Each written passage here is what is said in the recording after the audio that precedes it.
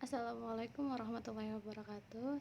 Perkenalkan, nama saya Selviani. Saya dari Prodi PI 11 semester 4. Di sini saya akan membahas tentang kajian fikih temporer pada bab 4, yaitu abortus dan menstrual regulation. Nah, jadi abortus dan menstrual regulation menurut hukum di Indonesia. Yang pertama, menurut Mariono Reksodipura, abortus ialah pengeluaran janin hasil konsepsi dari rahim sebelum waktunya. Nah, metode yang dipakai ada 4. Yang pertama kuret, yang kedua dengan alat khusus yaitu mulut rahim dilebarkan, kemudian janin dikuret dengan alat seperti sendok kecil. Yang ketiga aspirasi, yaitu penyedotan isi rahim dengan pompa kecil. Yang terakhir adalah histerotomi atau melalui operasi. Nah, ada 2 macam abortus atau pengguguran, yang itu abortus spontan.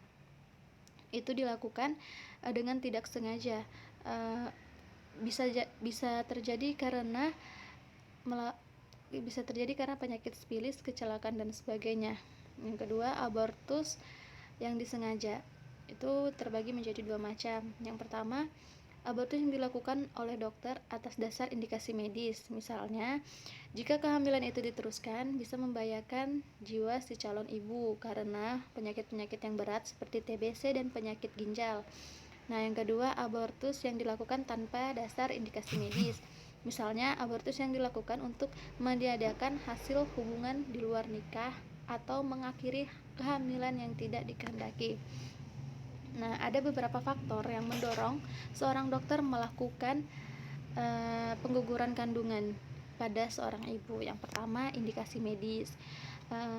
Seorang dokter menggugurkan kandungan seorang ibu karena dalam pandangannya nyawa seorang ibu tidak tertolong jika janin itu dipertahankan, karena seorang ibu mengidap penyakit yang berat seperti jantung, paru-paru, ginjal, hipertensi, dan sebagainya. Nah, yang kedua, indikasi sosial, yaitu pengguguran yang dilakukan karena faktor finansial. Yang pertama, seorang ibu sudah menghidupi beberapa orang anak padahal ia tergolong miskin. Yang kedua, karena wanita yang hamil itu disebabkan oleh hasil pemerkosaan dan seorang pria yang tidak mau bertanggung jawab. Yang ketiga, karena ia malu dikatakan hamil oleh pria yang bukan suaminya dan sebagainya.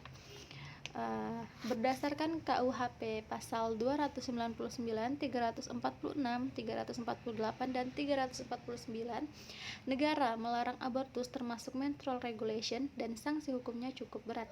Bahkan hukumannya tidak ditujukan kepada wanita tersebut, tetapi semua orang yang terlibat dalam kejahatan itu dapat dituntut. Kemudian abortus dan menstrual regulation dalam pandangan Islam. Nah, apabila abortus dilakukan sebelum diberi ruh atau nyawa pada janin sebelum berumur 4 bulan, ada beberapa ulama yang mengatakan boleh, ada yang mengatakan makruh, dan ada yang mengatakan haram.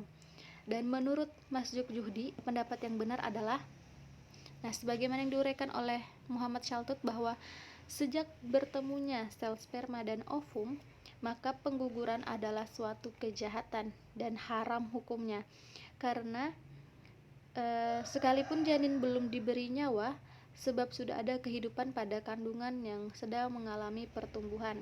Nah, Islam membolehkan pengguguran itu jika dilakukan karena benar-benar terpaksa dan demi melindungi atau menyelamatkan si ibu.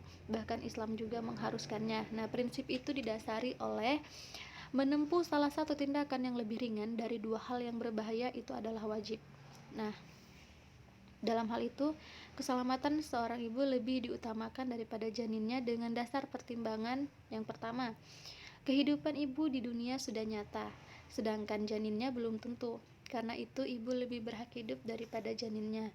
Terus yang kedua, mengorbankan ibu lebih banyak resikonya daripada mengorbankan janinnya, karena kalau seorang ibu meninggal, semua anak yang ditinggalkannya mengalami penderitaan, terutama bayinya yang baru lahir. Nah, maka jika mengorbankan si ibu, resikonya lebih besar dibandingkan mengorbankan si janinnya. Nah, sedangkan menstrual regulation Islam juga melarangnya karena pada hakikatnya itu sama dengan abortus. Keduanya sama-sama merusak atau menghancurkan janin calon manusia yang dimuliakan oleh Allah karena ia berhak tetap survive dan melahir dalam keadaan hidup. Dan terakhir, eugenetika menurut pandangan Islam. Nah, pada akhir-akhir ini sering diisukan adanya praktek eugenetika di salah satu rumah sakit di Jakarta.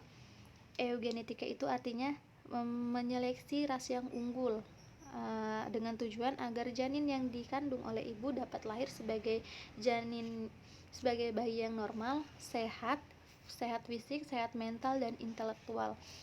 Nah, sebagai konsekuensinya apabila janin diketahui hasil pemeriksaan medis menderita cacat atau penyakit yang sangat berat, maka digugurkan janin tersebut dengan alasan hidup anak yang demikian itu tidak ada artinya dan menderita sepanjang hidupnya dan juga menjadi beban keluarga, masyarakat atau negara.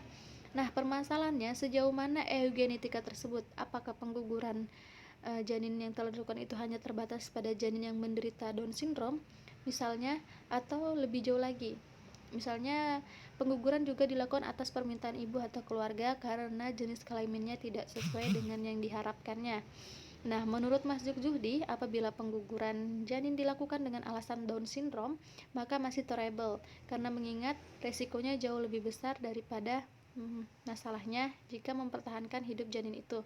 Berbeda dengan eugenetika yang dilakukan atas permintaan ibu atau keluarga dengan alasan jenis kelaminnya tidak sesuai dengan yang diharapkannya. Maka jelaslah tindakan itu merupakan tindakan yang tidak manusiawi dan perbuatan kriminal sebab bertentangan dengan norma agama, norma Pancasila, dan peraturan perundang-undangan yang berlaku, yaitu KUHP pidana dan Undang-Undang Dasar Nomor 23 Tahun 1992 tentang kesehatan. Nah, jadi cukup di sini pembahasan saya. Kurang dan lebihnya saya mohon maaf. Wassalamualaikum warahmatullahi wabarakatuh.